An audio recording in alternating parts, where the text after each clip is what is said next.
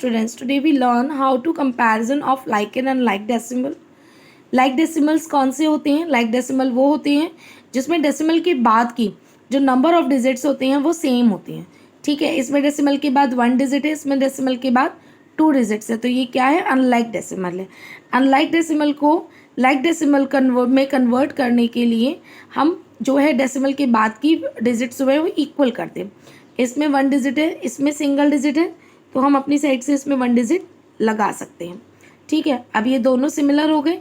अब इनके कंपैरिजन की अगर हम बात करें तो इन दोनों के कंपैरिजन में ये भी 0.60 है, ये भी 6.60 है, तो ये इक्वल के साइन हो गया. नाउ सिमिलरली इसमें भी डेसिमल के बाद 2 डिजिट है, इसमें डेसिमल के बाद 1 डिजिट है, तो हम डायरेक्ट भी कंपेयर कर सकते हैं और लाइक डेसिमल के रूप में भी कन्वर्ट करके कंपेयर कर सकते हैं. पहले हम बात करते हैं डायरेक्ट कंपैरिजन की. तो डायरेक्ट कंपैरिजन में डेसिमल के पहले यहाँ कितना है? 1, और यहाँ डेसिमल के पहले कितना है? 17. तो 1 और 17 में से क्या बड़ा होता है? 17.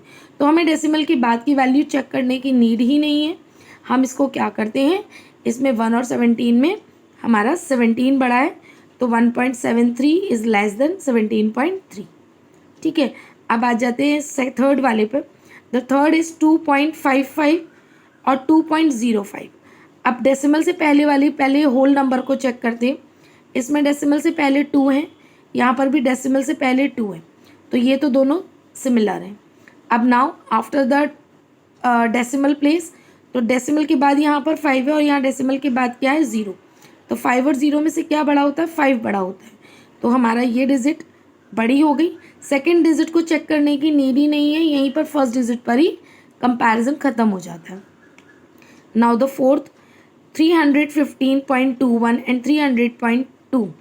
ठीक है, 315.2. अब यहाँ पर डेसिमल से पहले 315 है, यहाँ पर भी 315 है, दोनों सेम है. यहाँ डेसिमल के बाद 2 है और यहाँ डेसिमल के बाद भी 2 है, अब भी सेम है. यहाँ डेसिमल के बाद 1 है और यहाँ डेसिमल के बाद कुछ नहीं है. जब कुछ भी नहीं होता तो हम वहाँ पर क्या मानते हैं? 0. ओके, तो नाउ अब कंपैरिजन कीजिए. यहाँ डेसिमल के बाद 2 1 है और यहाँ डेसिमल के बाद 2 0 है. दोनों में से कौन सा ग्रेटर है? 2 1 is greater. Okay, now 100.8 and 100.08.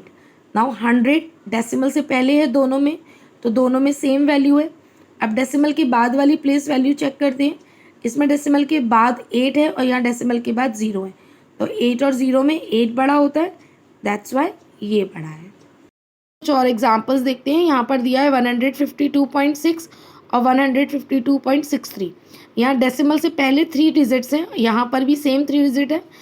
जो मेन बात होती है बच्चों वो ये होती है कि हमको डेसिमल से पहले वाली नंबर्स को काउंट करना होता है. यहाँ पर 3 है, यहाँ पर 3 है, सेम है. 1 1 दोनों में कंपैरिजन किया, फिर सेकेंड डिजिट कंपेयर करेंगे, फिर थर्ड डिजिट कंपेयर करेंगे, उसके बाद डेसिमल की प्लेस वैल्यू पर जाएंगे. यहाँ डेसिमल के बाद 6 है, यहाँ डेसिमल के बाद 6 है, यहाँ डेसिमल के बाद 3 है, और यहाँ पर क्या है? डेसिमल के बाद कुछ भी नहीं है. जब कुछ भी नहीं होता तो हम क्या मानते हैं? 0 मानते हैं. ओके, तो 60 और 63 में से क्या बड़ा होगा? हमारा 63 होगा बड़ा. सिमिलरली यहाँ पर डेसिमल से पहले 1 डिजिट है, यहाँ पर भी डेसिमल से पहले 1 डिजिट है, और दोनों ही डिजिट 9 है, तो कंपैरिजन में तो कुछ नहीं है, दोनों ही सेम है. अब यहाँ डेसिमल के बाद 2 डिजिट है, यहाँ 3 डिजिट्स है. हमें 2 और 3 डिजिट से मतलब नहीं है, हमको डेसिमल के बाद की डिजिट से मतलब है. यहाँ डेसिमल के बाद 4 है, यहाँ पर डेसिमल के बाद क्या है? 0. तो 4 और 0 में से क्या बड़ा होता है? 4 बड़ा होता है. ठीक है, अगर आपको ऐसे कंपैरिजन इजी लगता है आप ऐसे कर सकते हैं. अगर आपको इस तरीके से कन्फ्यूजन होता है तो आप यहाँ पर 5 के बाद 0 बढ़ा लीजिए, 3 डिजिट्स हो गई, यहाँ पर भी 3 डिजिट हो गई, तब ये 450 कहलाएगी और ये 045 कहलाएगी, तब भी वहाँ 450 ही बड़ी होगी. Next 14.2 and 14.20. यहाँ पर डेसिमल से पहले भी 14 है, यहाँ डेसिमल से पहले 14 है, सेम वैल्यू आर सेम. यहाँ डेसिमल के बाद 2 है, यहाँ डेसिमल के बाद 2 है, यहाँ डेसिमल के बाद कुछ नहीं है, यहाँ डेसिमल के बाद 0 है. जब कुछ भी नहीं होता तो हम क्या मानते हैं? 0 मानते हैं. तो बेसिकली यहाँ पर भी 0 है, यहाँ पर भी 0 है, दैट मीन्स यहाँ पर भी 2 0 है और यहाँ पर भी 2 0 है, तो दोनों वैल्यू क्या हो जाएंगी? सेम हो जाएंगी, इक्वल हो जाएंगी. 12.49 और 12.94 में से 12 दोनों में है, यहाँ पर 4 है, यहाँ 9 है, तो ऑब्वियसली 9 बड़ा होगा. 16.07 और 16.007। अब यहाँ पर देखिए, यहाँ डेसिमल के पहले 2 डिजिट्स हैं विच आर 16, यहाँ डेसिमल से पहले 2 डिजिट्स हैं दैट इज 16, यहाँ डेसिमल के बाद 0 है, यहाँ 0 है, यहाँ डेसिमल के बाद 7 और यहाँ क्या है, डेसिमल के बाद सेकंड प्लेस 0।